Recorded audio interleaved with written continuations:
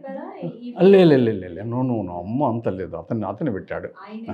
అతను మహానుభావుడు అండి, దీన్ని అతను చెప్పలేము. కంపోజులు పోజెస్ మనం చెప్పలేము. ఆయన బిఫోర్ ఇంటిమెంట్ ఇచ్చాడు. ఈ పోజ్ అనేది జనరల్ గా మనం ఇచ్చామనుకోండి కానీ ఆయన శాసిస్తున్నట్టు. మళ్ళీ ఆ ఏళ్లలో ఒక గ్రిప్ ఉన్నది మేడం, మనం ఇట్లా అంటాం అంతే. ఆయన ఏళ్ళలో ఇట్లా వీణలాగా వచ్చేస్తుంది, మీరు చూడండి వీణలాగా వచ్చేస్తుంది, ఆ మూమెంట్ వచ్చేస్తుంది. కానీ అది చాలా. మళ్ళీ ఇంకోటి ఏంటంటే మేడం, అపర్చర్ ఈ ట్రయాంగిల్ పార్టేషన్ ఉంటుంది. Aperture, shutter speed, ISO. ఈ ట్రయాంగిల్ పార్టేషన్ను లైటింగ్ కండిషన్ వైజ్గా దాని అపర్చర్ను సెట్ చేసుకుంటే that is the good result ఇస్తుంది. అదర్వైజ్ నోట్స్ తీసుకొని వచ్చి నేను కూర్చొని రాసేసుకుంటాను. మీరు రండి, మా స్టూడియోకి రండి.